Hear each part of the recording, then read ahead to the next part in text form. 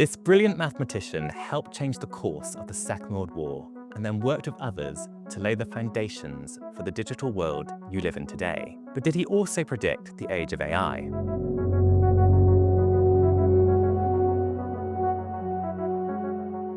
Before we jump in, a reminder that here at History Extra, we bring you incredible stories from our award-winning podcast, website, and magazine, alongside expert perspectives from historians. Don't forget to subscribe, like, and follow this channel. And if there's a story from the past you're curious about, let us know in the comments. Now back to the video.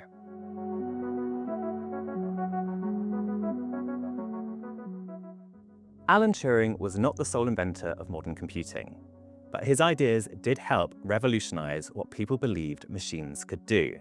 And he stands out as one of the most important thinkers of the last 100 years. Today, Turing is remembered as the scientist who cracked Nazi Germany's Enigma codes at Bletchley Park.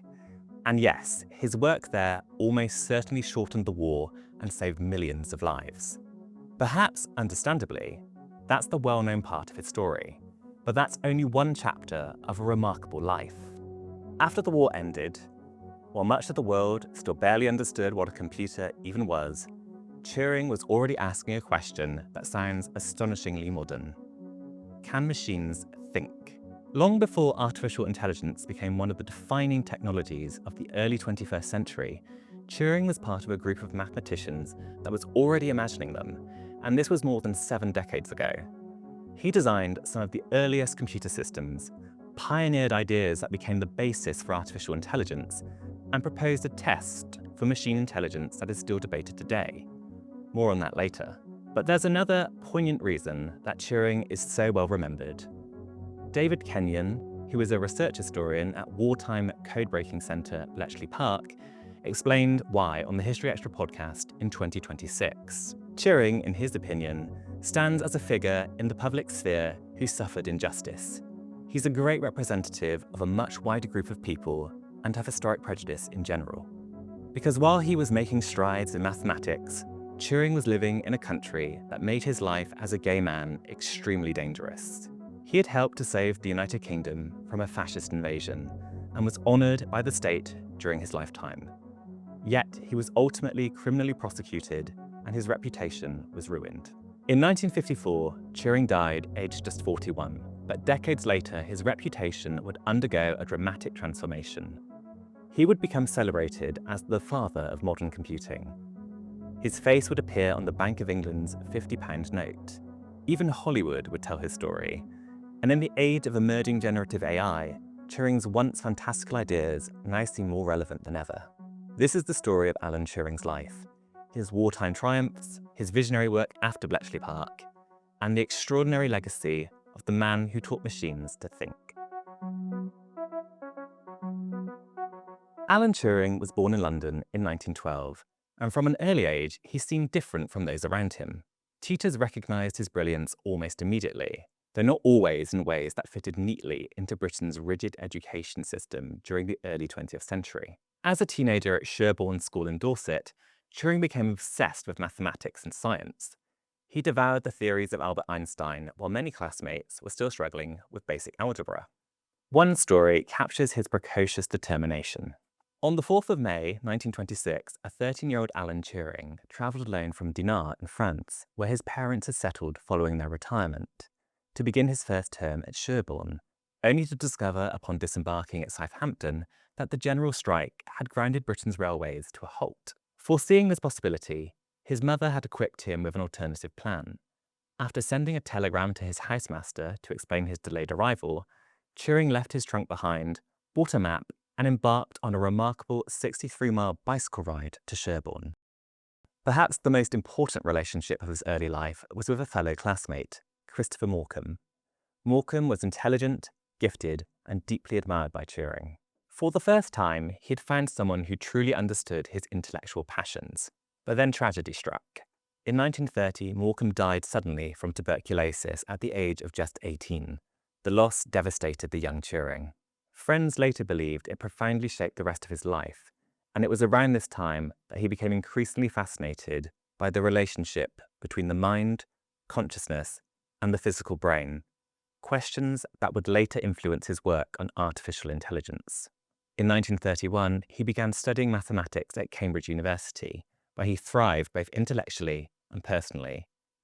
David Kenyon believes that Turing was able to relax at Cambridge, describing it as the only place he ever truly felt at home.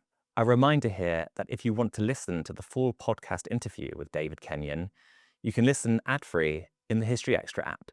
At Cambridge, Turing lived discreetly as a gay man, becoming involved in relationships within the university's relatively liberal environment, despite the legal prohibition of same-sex acts between men at the time. He studied at King's College and at just 22 years old was elected a research fellow because of the brilliance of his undergraduate dissertation. Then, in 1936, he produced a paper that changed the course of history. Turing imagined a hypothetical machine capable of following instructions step by step to solve mathematical problems. Today, we call it the Turing machine. He had effectively laid out the basic principles behind the modern programmable computer.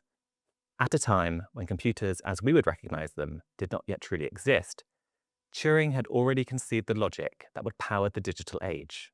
It was an extraordinary breakthrough, but just as Turing was beginning to explore what these machines might ultimately become, Europe was heading towards catastrophe.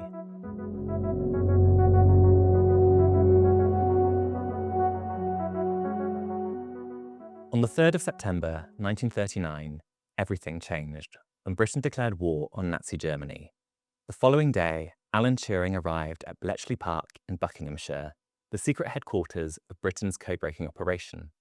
His task was to help crack Germany's Enigma code system. Now, contrary to popular belief, Enigma was not a single code. It was a family of encryption machines used by the German military. Operators typed messages into the machine, and the letters were scrambled according to settings that changed constantly. This was the crucial challenge, that the settings were altered every single day. That meant Britain's codebreakers faced an almost unimaginable number of possible combinations. The Enigma code of the German Army and Air Force alone had upwards of 159 million possible settings. To break Enigma quickly enough to matter, Britain needed a technological breakthrough, and Turing helped provide it. Building on earlier Polish codebreaking work on Enigma, he helped to design a powerful electromechanical machine known as the bomb. Working alongside fellow mathematician Gordon Welshman and huge teams of analysts, operators, and engineers, this machine dramatically accelerated the decryption of Enigma settings. The consequences of failure were almost unthinkable, and in mid-1940, the breakthrough was made. The impact was extraordinary. By the height of the war, Bletchley Park was decoding tens of thousands of German messages every month.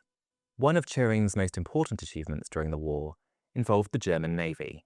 By 1941, German U-boats were sinking Allied shipping in the Atlantic at terrifying rates.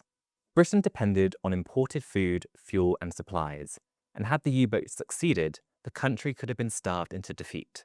Using brilliant statistical methods, Turing and his colleagues in Hut 8 at Bletchley Park slowly penetrated the German naval system. The intelligence gathered from decrypted messages helped Allied convoys avoid submarine attacks and, critically, allowed the Royal Navy to track German operations. Historians still debate exactly how much the work at Bletchley Park contributed to winning the war. Many suggest that had Enigma remained unbroken, the conflict in Europe would likely have persisted well beyond 1945, postponing Allied victory by several years. Consequently, it's been estimated that perhaps as many as 14 million lives were saved. And yet, despite the importance of the work, Turing's role, alongside many of those who worked at Bletchley Park, remained an official secret for decades. When he received an OBE in 1945, very few people knew why. But even while helping defeat Nazi Germany, Turing's mind was already racing ahead to the future. Because Bletchley Park had shown him something remarkable. Machines could process information at astonishing speed, and what if they could do more than decode messages? What if they could learn too? It was a question that would consume much of the rest of his life.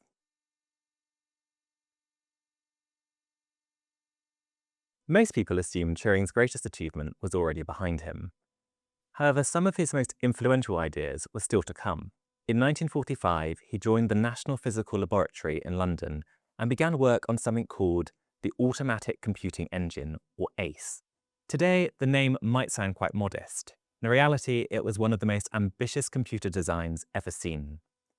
At this point, electronic computers were still experimental, and most people had never seen one. But Turing understood that these machines could become general-purpose devices capable of almost unlimited applications.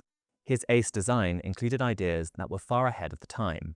It used stored programs, meaning instructions could exist within the computer's own memory. That's a principle that now underpins virtually every modern computer. Had Turing's foredesign been built, it may have become the most advanced computer in the world, but progress was slow, and engineers at the National Physical Laboratory thought many aspects of Turing's design were too difficult. Frustrated, he left in 1948 for the University of Manchester. This move proved hugely significant, as it placed him at the front line of a revolution that almost nobody else could yet see. The city was rapidly becoming one of the world's great centres of computing. There, Turing worked on the Manchester computer. This was among the first stored program computers ever to be built. And this is where the story becomes especially important. While most people still saw computers as giant calculating machines, Turing saw the possibility of intelligence. In lectures and papers during the late 1940s, he began exploring whether computers might eventually imitate aspects of human thought. He even experimented with chess-playing computer programs. Now, that might sound unremarkable today, but remember that this was decades before laptops, the internet, and smartphones. Turing was breaking fascinating new ground, imagining machine intelligence at the very dawn of computing. In 1947, he gave what may have been the first public lecture ever to discuss computer intelligence. He declared, "What we want is a machine that can learn from experience." You might be surprised by how uncannily modern that question sounds, because learning from experience is exactly what today's generative AI systems are designed to do. But Turing still faced a problem. If a machine were able to achieve independent intelligence, how would we actually know?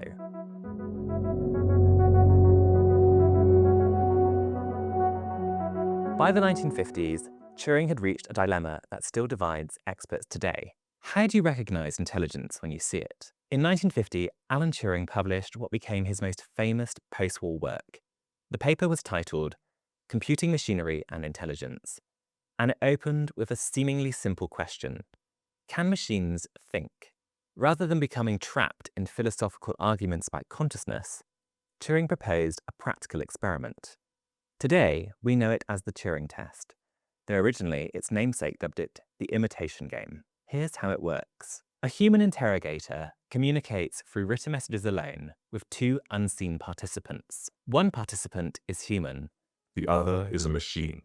If the interrogator cannot reliably tell which is which, then the machine can reasonably be described as intelligent. It was an astonishing idea. Remember, this was in 1950. Computers at the time filled entire rooms, possessed tiny amounts of memory by modern standards, and had less processing power than a standard calculator today. Yet Turing was already imagining conversations between humans and machines. He also anticipated many objections. Some of his contemporaries argued that machines could never truly think. Others insisted intelligence required emotions, creativity, or consciousness. Turing patiently addressed these criticisms one by one. He wrote, "We can only see a short distance ahead, but we can see plenty there that needs to be done." That line now feels prophetic, because Turing's ideas would become foundational to the future development of artificial intelligence. Indeed, the term artificial intelligence itself would not be coined until 1955, a year after his death. Yet he had already explored machine learning, neural-style systems, and the possibility of computers modifying their own instructions. His legacy is so important that many concepts central to AI today can be traced directly back to his work. And in the age of advanced large language models, debate around the Turing test has exploded once again. Have modern AI systems passed it? Some researchers say yes. Others argue these systems merely imitate understanding without genuinely possessing it. That debate continues, but what is undeniable is this. Alan Turing asked the defining technological question of our age long before most people realized such questions even existed. In many ways, the argument we are having about AI today is still the argument that Turing started more than 3/4 of a century ago. But while his ideas were beginning to shape the future, events in his personal life were about to take a darker turn.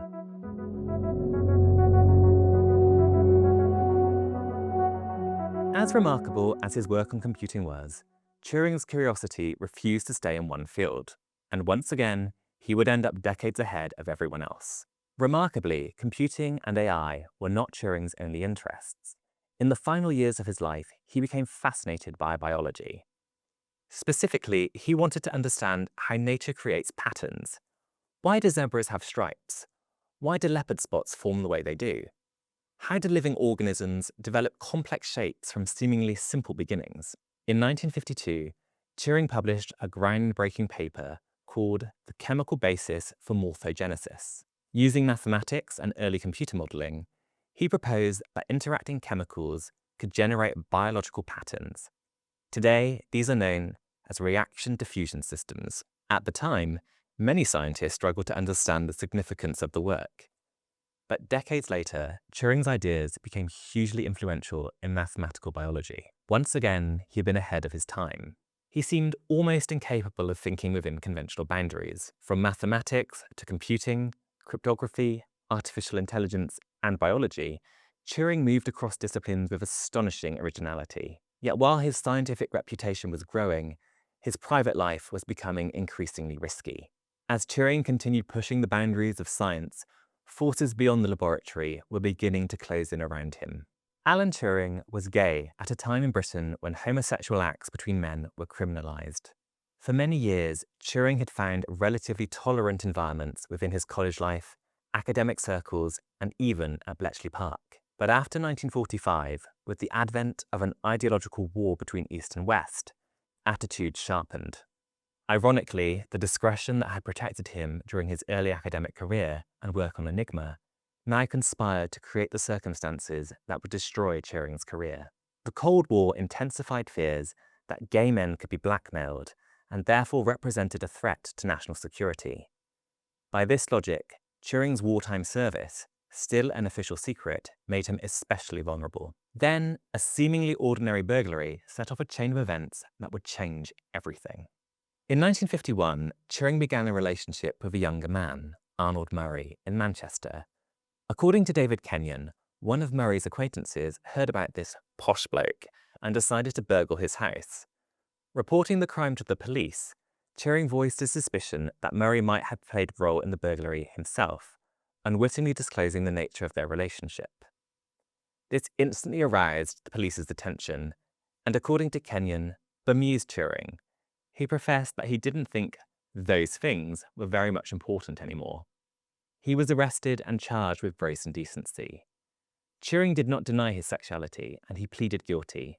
But rather than imprison him, the authorities offered him a choice: prison or hormonal treatment intended to suppress his sex drive. He chose the latter. In effect, it was chemical castration. The estrogen injections that Turing was forced to undergo caused severe physical side effects, including weight gain and breast development. Turing also lost his security clearance. The British state no longer trusted the man who had once helped to save the country, and his consultancy work for Britain's intelligence services came to an end. Police surveillance followed. Friends remembered Turing's outward response as one of defiance and humour, though the private psychological strain he must have been under at the time is impossible to fully measure. Then, on the 8th of June 1954, Alan Turing was found dead at his home in Wilmslow in Cheshire. He had died from cyanide poisoning. A half-eaten apple lay beside his bed, and the coroner recorded a verdict of suicide. Turing was just 41 years old. To this day, debate continues over exactly what happened. Unanswered questions that have become part of the enduring mystery surrounding his life. Some scholars have disputed whether the evidence for suicide was conclusive. Kenyon believes that based on Turing's correspondence and other sources from the time, it is difficult to prove that his death may have been consciously self-inflicted. Turing's own mother believed the poisoning may have been accidental, caused by chemistry experiments he conducted at home. Others pointed out that he appeared relatively cheerful shortly before his death. Whatever the precise circumstances, the world had lost one of its greatest scientific minds. But in death, something extraordinary happened to Alan Turing.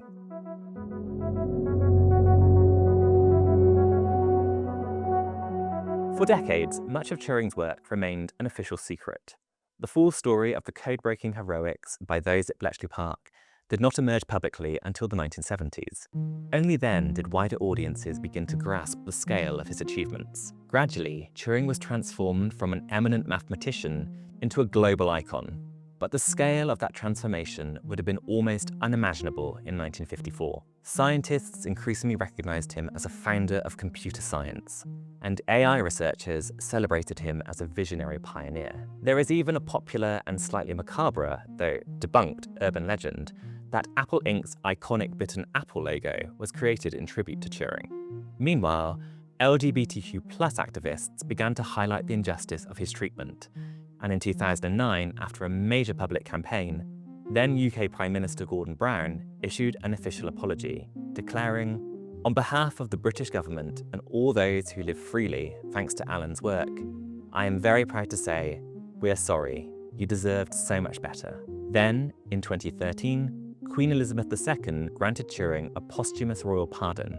A few years later, in 2016, the UK Parliament passed the Policing and Crime Act, the so-called Alan Turing Law, designed to pardon and expunge the criminal records of thousands of men convicted under historical anti-homosexuality legislation. Meanwhile, Turing's image entered popular culture, with a plethora of books, documentaries, and dramas retelling his life. Most famously, he was played by Benedict Cumberbatch in the 2014 film The Imitation Game. It introduced millions of viewers to Turing's wartime story, though historians have pointed out several inaccuracies and simplifications. The most criticised part of the film had Turing blackmailed about his sexuality by a Soviet agent working alongside him at Bletchley, hinting that Turing could have taken treasonous action to avoid his private life becoming widely known. A plotline to which Turing's family and many historians took great exception. Still, the film and many other explorations in popular culture have helped cement Turing as one of the defining figures of the 20th century. Kenyon believes that arguably the most astonishing example of this phenomenon is that a Filipino rapper has immortalized him in a song written in the Tagalog language, and that there even exists a Spotify playlist of Turing-inspired music from all over the world. In 2021, Turing's portrait appeared on the Bank of England's new £50 note. Bank Governor Andrew Bailey described Turing as someone who symbolized scientific achievement and social progress. Today, there are statues, institutes, and awards that bear his name. And perhaps the most astonishing part of all of this is that the question Turing asked in 1950, "Can machines think?"